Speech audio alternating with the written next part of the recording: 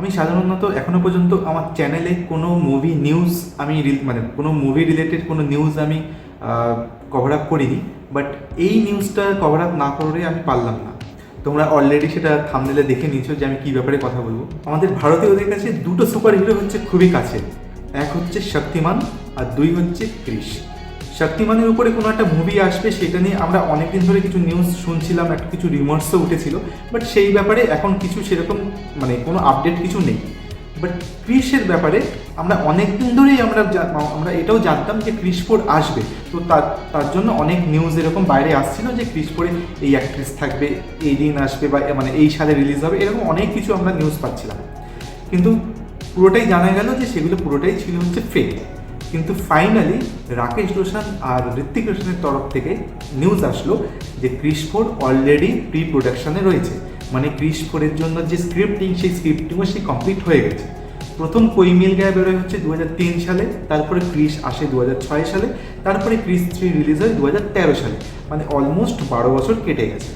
তো ইনসাইডার যে নিউজ, যেমন পিঙ্ক ভিলা, তারা খুবই একটা স্ট্রং সোর্স, তাদের তরফ থেকে জানা গেছে যে এই ক্রিশ 4-এ যারা অ্যাক্টিং করবে, যারা মানে পুরনো কিছু কাস্ট মেম্বারও সেখানে ফিরে আসবে, যেমন প্রীতি জিন্টা, ইভেন প্রিয়াঙ্কা চোপড়া তো অলরেডি স্টেটমেন্ট দিয়েও দিয়েছে যে এই মুভিতে সে ফিরে আসছে 30 কোটি টাকা সে তার চার্জ নিচ্ছে। এই ক্রিশ 4-এর জন্য যেরকম বাজেট দরকার, কারণ এখনকার দিনে সুপার হিরো মুভি মানে একটা প্রচুর হাই স্কেলের মুভি, প্রচুর বড় বাজেটের মুভি, সেরকম ভিএফএক্স মানে হেভি ভিএফএক্স লাগে, তার জন্য একটা বড় বাজেট দরকার।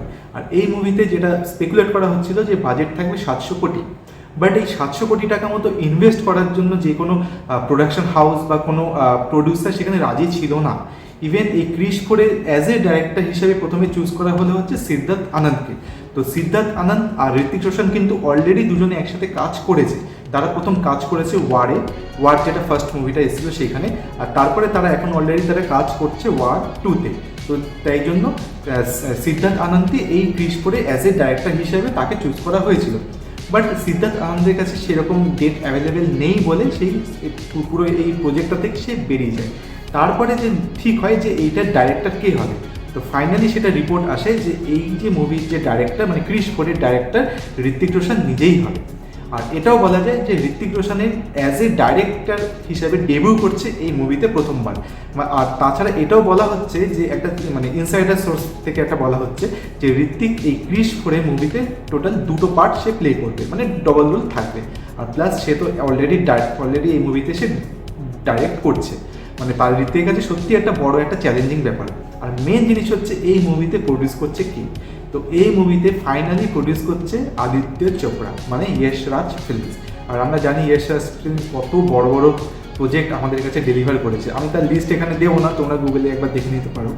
তো ক্রিশ 4 সত্যি মানে এই ক্রিশ 4 যে ফাইনালি যে আসছে সেটা এখন অ্যাটলিস্ট সেটা পুরো ফাইনালি সেটা জানা শুধু একটা অপেক্ষায় আছে যে তাদের যেটা অফিসিয়াল ইউটিউব চ্যানেল সেখান থেকে একটা ফাইনাল টিজার এরকম কিছু আসলে মানে ফাইনাল একটা অ্যানাউন্সমেন্ট আসার জন্য। আর তবে অলরেডি যে প্রি প্রোডাকশানে আছে এটাই অনেক বড় ব্যাপার। তবে হ্যাঁ, শুটিং এখনও কিছু স্টার্ট হয়নি, কারণ ঋত্বিক এই মুহূর্তে ওয়ার 2 শুটিং করছে। আর তারপরে ঋত্বিকের এরপরে একটা লাইন আপ আছে, সেই মুভিটার নাম হচ্ছে আলফা, যদিও সেখানে সে এক্সটেন্ডেড ক্যামিও হিসেবে থাকবে। তারপরেই সে শুরু করবে এই ক্রিশ 4-এর কাজ। তবে আরেকটা কথা বলে দিই, মানে এই ক্রিশ 4-এর থেকে একটু আলাদা হয়, ঋত্বিক রোশন রিসেন্টলি একটা মানে হলিউড মুভি সেই মুভির রাইটসটা সে কিনেছে। সেই মুভিটার নাম হচ্ছে আই অ্যাম লেজেন্ড। আর এই মুভিটা অরিজিনালি হলিউডে করেছিল উইল স্মিথ। আর অ্যাকচুয়ালি এটা হচ্ছে জম্বি মুভির উপর বেস করে।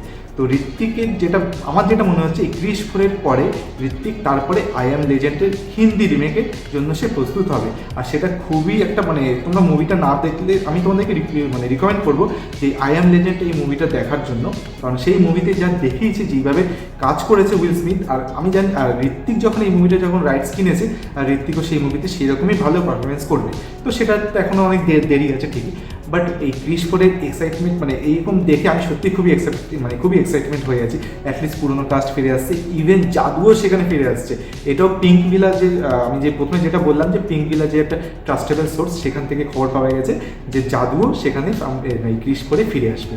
তো তোমাদের এই নিউজটা দেখে তোমরা মানে তোমাদের কেমন লাগলো আমাকে কমেন্টস করে জানিও, আর তোমরা কতটা এক্সাইটেড আছো সেটাও আমাকে কমেন্টস করে জানিও। তাহলে এখানেই তাহলে ভিডিওটাকে তাহলে শেষ করছি, দেখা হবে তাহলে নেক্সট ভিডিওতে। Thank you so much for watching, by.